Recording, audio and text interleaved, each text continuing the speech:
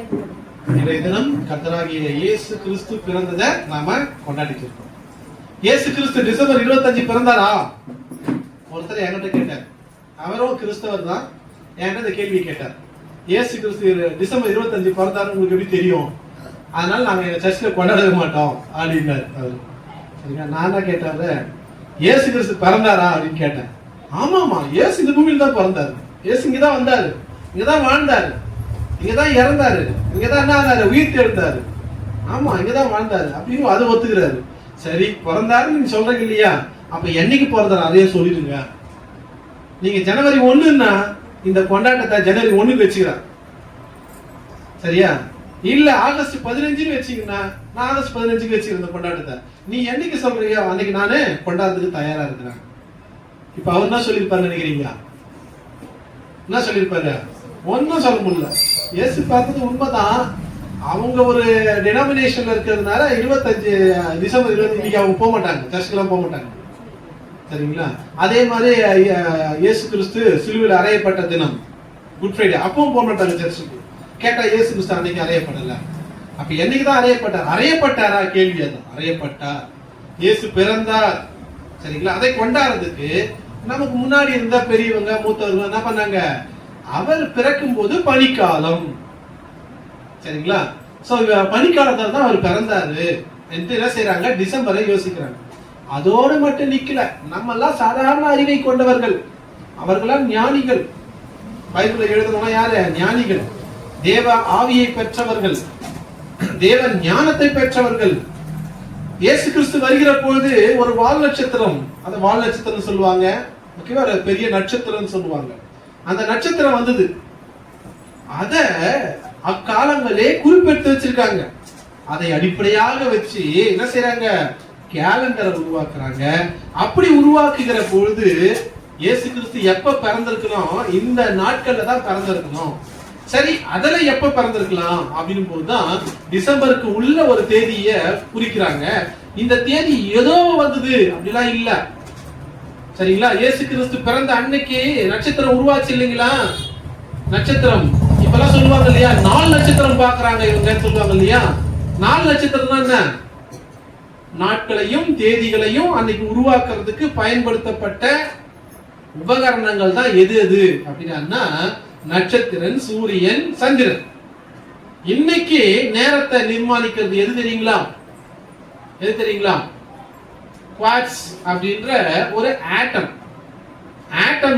ஆட்டம் ஒரு நிமிஷத்துக்கு அது எப்படி பிளவுபடுது என்பதை அடிப்படையா வச்சு இன்னைக்கு நம்ம யூஸ் பண்ற நேரம், செகண்ட்ஸ், இதெல்லாம் எதுல மெஷர் பண்றாங்கன்னா நியூக்ளியர், ஓகே, அணுக்கரு, அதை அடிப்படையாக வச்சு, அணுக்களை அடிப்படையாக வச்சு, ஓகேங்களா? இவைகளை அணுவை அடிப்படையா வச்சுதான் நேரத்தை இன்னைக்கு துல்லியமா நிர்ணயிக்கிறாங்க. அக்காலங்கள்ல நேரத்தை எப்படி நிர்ணயிச்சாங்கன்னா வானத்துல இருக்கிற சூரியன், சந்திரன், நட்சத்திரத்தை வச்சுதான் தீர்மானித்தார்கள். இதன் அடிப்படையில தான் இயேசு கிறிஸ்து பிறந்திருக்கிறது எப்ப இருக்குன்னு வாய்ப்பு 25 அப்படின்னு ஒரு முடிவுக்கு வராங்க, சரிங்களா? சோ இன்றைய தினம் நம்ம கொண்டாடிட்டு இருக்கிறது சும்மா எல்லாம் கிடையாது. இயேசு கிறிஸ்துடைய நிஜமான பிறப்பு. சரி, இந்த பிறப்பை பற்றி நாம ஏன் பெருசா பார்க்கிறோம்னா, இப்படி ஒருத்தர் பிறப்பாருன்னு பல 1000 ஆண்டுகளுக்கு முன்பாகவே சொல்லப்பட்டது. அந்த சொல்லப்பட்ட வார்த்தை தான் இந்த வார்த்தை. அதை இன்னும் ஒரு வாட்டி படிக்கலாமா? நமக்கு ஒரு பாலகன் பிறந்தார். சரியா? நம்ம எல்லாருக்கும் ஒருத்தர் பிறந்திருக்கிறாராம். நமக்காக ஒரு குமாரனை கொடுத்திருக்கிறாங்களாம். நமக்காக ஒரு குமாரனை கொடுத்திருக்கிறாங்க. அதுல முதலாவது கொடுக்கிறது, அடுத்தது கர்த்தத்துவம் அவர் தோளின் மேல் இருக்கும்.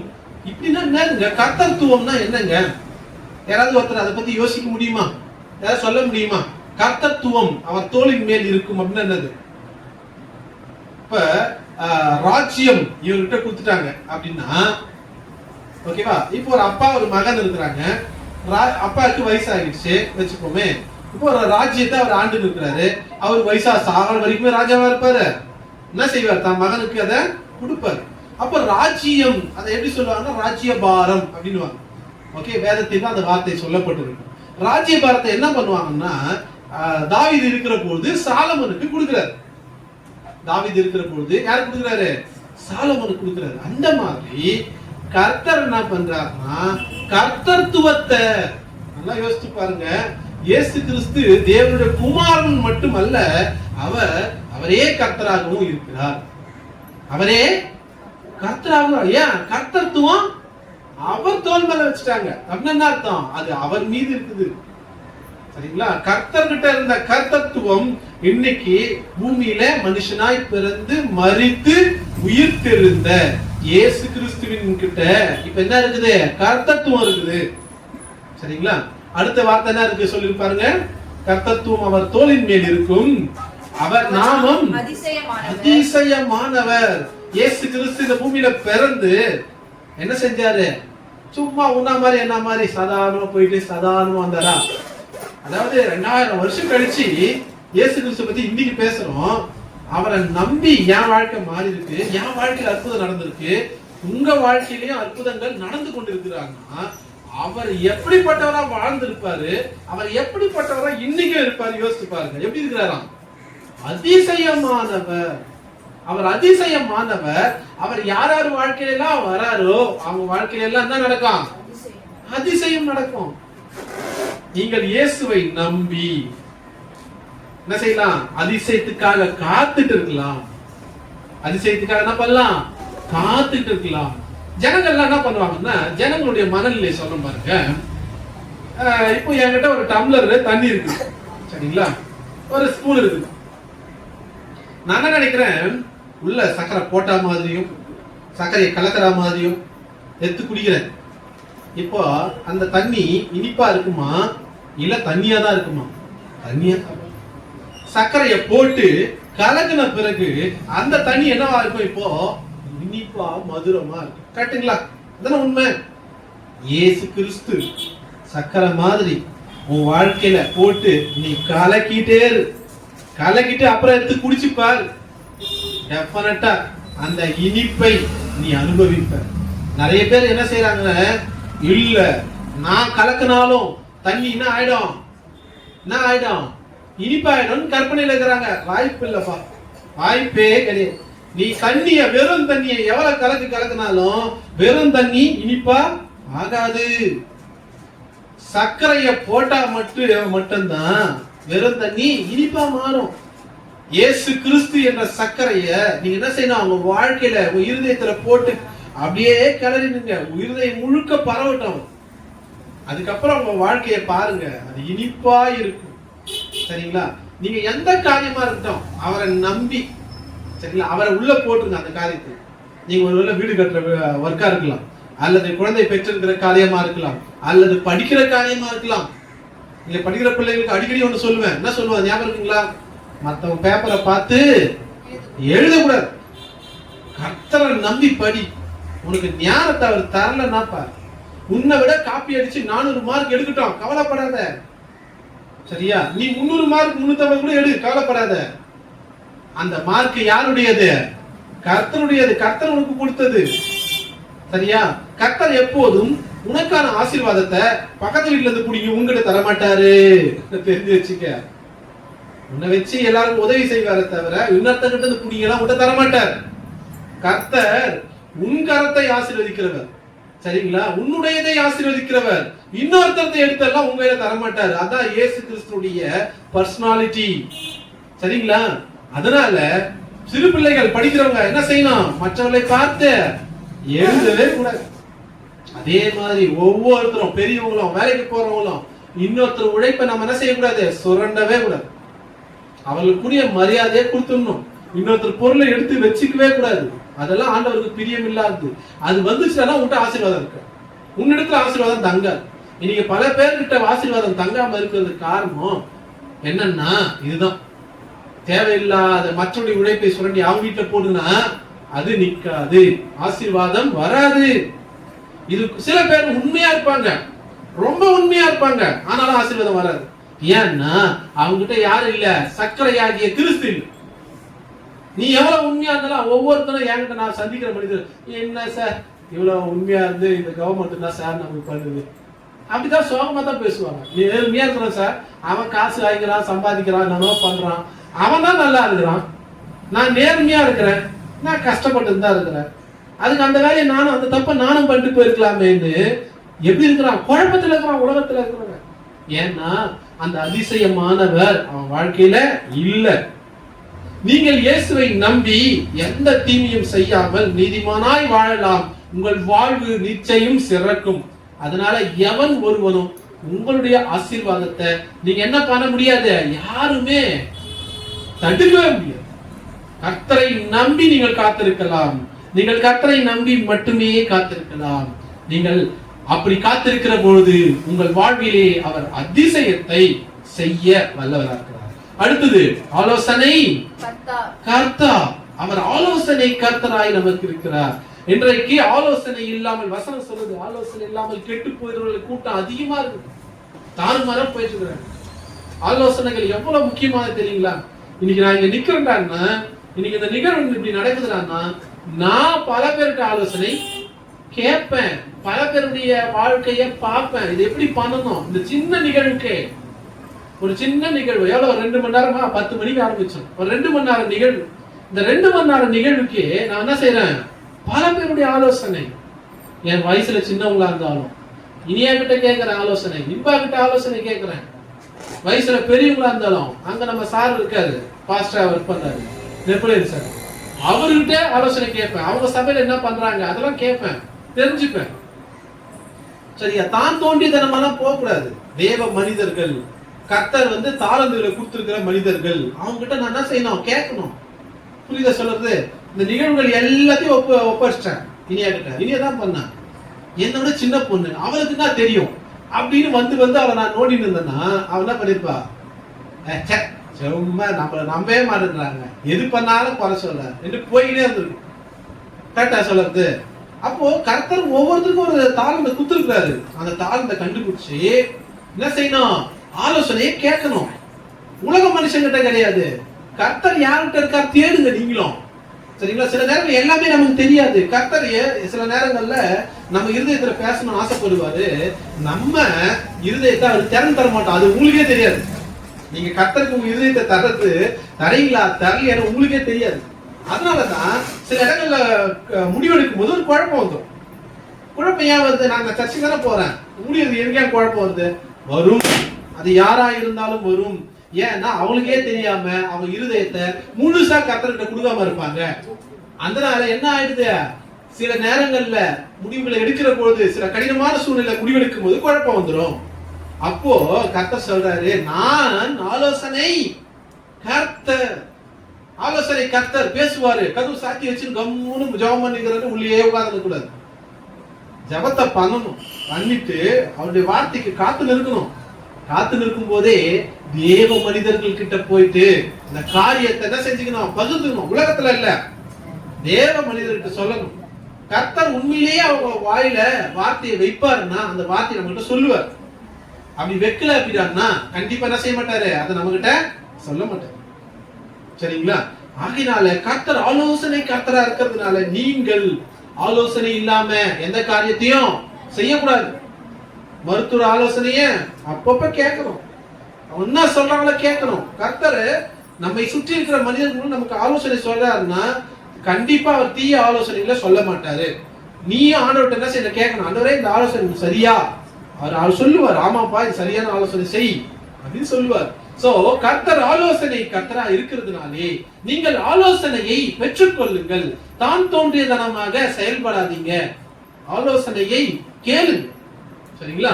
அடுத்தது ஆலோசனை கர்த்தர் வல்லமையுள்ள தேவன். நமக்கு எல்லாம் தெரியும், ஆனா செய்ய மாட்டோம், செயல்ல வராது. நமக்கு எல்லாம் தெரிஞ்சாலும் நம்ம என்ன செய்ய மாட்டோம், செயல்பட முடியாது. ஏன்? நம்ம கிட்ட பலன் இல்ல, நம்ம கிட்ட வல்லமை இல்ல, நமக்கு மத்தவங்களை பார்த்தா பயமா இருக்குது. வாட்ட சட்டமா நின்னா அவனை பார்த்தா நமக்கு எப்படி இருக்குது, பயமா இருக்குது. ஏன்? நம்ம கிட்ட வல்லமை இல்லை. நம்ம கிட்ட வல்லமை இல்லாம இருக்கிறதுனால நம்ம மற்றவர்களை பார்த்து பயந்து கொண்டு இருக்கிறோம். ஆனால் கர்த்தர் சொல்லுகிறார், அவர் யாரும் வல்லமையுள்ள தேவன், அவர் உங்கள் தேவனா இருக்கிறாரு. அப்ப நீங்க யாரு? வல்லமையுள்ள தேவனுடைய பிள்ளைகள். இதை நீங்க புரிஞ்சுக்கணும். சரிங்களா? கர்த்தர் வல்லமை உள்ளவரா இருக்கிறார். அவர் செய்த காரியங்களை வேதத்துல போய் பாத்தீங்கன்னா ஆச்சரியமா இருக்கும். ஏதோ கதையை கேட்கிற மாதிரி இருக்கும், ஏதோ மார்வல் ஸ்டோரி படம் பார்க்கிற மாதிரி இருக்கும், கேப்டன் அமெரிக்கா படம் பார்க்கிற மாதிரி இருக்கும். அவர் எத்தனையோ தரம் நீங்கள் பார்க்காத எத்தனையோ தரம் அவர் கேப்டன் அமெரிக்காவோட பயங்கர வல்லமையாய் நமக்கு முன்பாக நமக்கு வரக்கூடிய எல்லா தீமைகளையும் அவர் நமக்கு முன்பாக நின்று அவைகளை ஏற்றுக்கொண்டு நம்மளை பாதுகாத்து இருக்கிறார். சரிங்களா? இதெல்லாம் புரிஞ்சுக்கிறதுக்காக தான் ஒருவேளை அந்த ஹாலிவுட்ல இந்த மாதிரி படங்கள் எடுக்கிறாங்களோ தெரியல இருக்கு. ஓகேங்களா? இப்படி ஒருத்தர் நமக்கு உண்மையிலேயே இருக்கிறார். கேப்டன் அமெரிக்கா என்பது ஒரு கற்பனை கதாபாத்திரம், ஆனா உண்மையிலேயே ஒருத்தர் அப்படி இருக்கிறாரு. அயன்மேனா ஒருத்தர் இருக்கிறாரு. யார் அவரு? கிறிஸ்து. அவர் நமக்கு அயன்மேனா இருக்கிறாரு. அவர் நமக்கு எப்படி இருக்கிறார்? கேப்டன் அமெரிக்காவா இருக்கிறாரு. சரிங்களா? இதெல்லாம் பாக்குறதுக்கு வேணா சும்மா ஒரு என்டர்டைன்மெண்ட் மூவிஸ் மாதிரி இருக்கும். ஆனா நிஜ உலகத்துல அவர் எத்தனையோ தரம் நம்ம வாகனத்துல போகிற பொழுதும் கேப்டன் அமெரிக்கா அங்கிருந்து வர முடியுமா? அமெரிக்கால இருந்து முடியாது. நாம் போகிற இடமெல்லாம் உன் தேவனாகிய கர்த்தர் நம்மோடே, நம்முடைய தேவனாகிய கர்த்தர் நம்மோடே இருந்து அவர் நம்மை பாதுகாத்தார். சரிங்களா? அவர் வல்லமையோடு நம்மளை பாதுகாத்தார், தம்முடைய வல்லமையை கொண்டு பாதுகாத்தார். எத்தனையோ தரம், எத்தனையோ தரம். அது வியாதியா இருக்கலாம், அது வேதனையாக இருக்கலாம், சரிங்களா? அது நம்முடைய போக்கும் வரத்துமாக இருக்கலாம். எல்லா இடங்களிலும் அவர் நம்மை வல்லமையாய் பாதுகாத்தார். அடுத்தது வல்லமையுள்ள தேவன் நித்திய பிதா. அவர் நமக்கு சதா காலமும் தகப்பனா இருக்கிறார். அவர் நம்மளை அடாப்ட் பண்ணல. அடாப்ட் என்னதுமா? அடாப்ட் என்னது? தத்தெடுக்கிறது. இயேசு கிறிஸ்து நம்மள தத்தெடுக்கல. இயேசு கிறிஸ்து நம்மள என்ன செய்யல? தத்தெடுக்கல. அவர் நம்மை தன்னுடைய குமாரனாக பெற்றெடுத்திருக்கிறார். நம்முடைய பிள்ளைகளாக, குமாரத்திகளாக நம்மை இயேசு கிறிஸ்து பெற்றெடுத்திருக்கிறார். இனி அவர் நமக்கு பிதாவாயிட்டார். அதுல இன்னும் என்ன சிறப்புன்னா, அவர் நமக்கு எப்படிப்பட்ட பிதாவா இருக்கிறாரு? நித்திய பிதா. அப்படின்னா அவர் சதா காலமும் எப்போதும், நாம மரித்தாலும், நாம இங்க வாழ்கிற பொழுதும், நாம் மரித்த பிறகும் எப்பொழுதும் கர்த்தராகிய இயேசு கிறிஸ்து நமக்கு நித்திய பிதாவாய் இருக்கிறார். உன்னுடைய இடையில ஒரு சின்ன கிளிப் ஒன்று பார்த்தேன். என்ன கிளிப் அப்படின்னா, ஒரு பெரிய பாக்ஸர், ஒரு பாக்ஸிங் பிளேயர், சரிங்களா? அவரு கோல்டு மெடல் தான், எங்க போனாலும் கோல்டு மெடல் தான். சரிங்களா? இது ரியலா நடந்த ஸ்டோரி. அவர் எங்க போனாலும் கோல்டு மெடல் தான், எங்க இது பண்ணாலும் வெற்றி தான், எங்க போனாலும் வெற்றி தான். என்ன நடந்துச்சு அப்படின்னு பாத்தீங்கன்னா, அவருக்கு வயசாகுது. அவருடைய மகள் என்ன செய்யறா? அதே பாக்ஸிங் துறைக்கு வர. அந்த பாக்ஸிங் துறைக்கு வருகிற பொழுது ஒரு மேட்ச் ஒன்று நடக்குது. அந்த மேட்ச் நடக்குது அப்படின்னு பாத்தீங்கன்னா, அந்த நேரத்துல ஒரு நிகழ்வு, அந்த பொண்ணு தோக்க போற. பாக்ஸிங் நடக்குது, அவங்க அப்பா பார்த்துருக்கிறாரு. இப்ப அந்த பொண்ணு பயங்கரமா அட்டி விழுது, ரத்தம் ஊத்துது அந்த பொண்ணுக்கு. அதுல பெல்ல அடிச்சாங்க. பெல்ல அடிச்சோம்னா இப்ப அந்த அம்மா வந்து உட்கார்ந்துட்டு ரொம்ப சோர்ந்து போயிடுச்சு, முகத்தெல்லாம் தொடங்கிறாங்க, ரத்தம் ஊத்துது. இன்னும் ஒரு 2 ரவுண்ட் இருக்குது. ஓகேவா? இப்போ அந்த அம்மா போறாங்க. போனா அடுத்த 2 ரவுண்டு பயங்கர வேகமா அடிச்சு ஜெயிச்சுட்டு வந்துட்டாங்க. வந்த உடனே அவங்கள பேட்டி எடுக்கிறாங்க. என்னம்மா இவ்வளவு நாள் அடி வாங்கிட்டு இருந்த, எப்படிமா கடைசி 2 ரவுண்ட்ல நீ ஜெயிச்ச? அப்போ அடி வாங்குற போதெல்லாம் நான் என் திறமையை காமிச்சிட்டு இருந்தேன். என் திறமையை காட்டுப்போ அவன் என்னோட திறமைசாலியா இருக்கிறா. அப்போ நான் கீழே உட்காரும் போது எனக்கு ஒரு எண்ணம் ஒண்ணு வந்துச்சு. என்ன எண்ணம்னா, எங்க அப்பா பெரிய பாக்ஸரு, இந்த உலகத்திலேயே வேர்ல்டு சாம்பியன் அவரு. அந்த எண்ணம் எனக்குள்ள வந்த உடனே எனக்கு எப்படி கையும் காலும் வேலை செஞ்சது தெரியல. அடுத்த 2 ரவுண்டு நான் அவளை எப்படி அடிச்சேன்னு எனக்கு தெரியல. ஏன்னா என் இருதயத்துக்குள்ள வந்த ஒரே ஒரு விஷயம், எங்க அப்பா பெரிய பாக்ஸர், அவர் வேர்ல்டு சாம்பியன். எங்க அப்பா பெரிய பாக்ஸர், வேர்ல்டு சாம்பியனா இருக்கிறதுனால எனக்கு தோல்வி வராது. இயேசு கிறிஸ்து உன் தகப்பனா இருக்கிறாரு, அதை நீங்க புரிஞ்சுக்கங்க.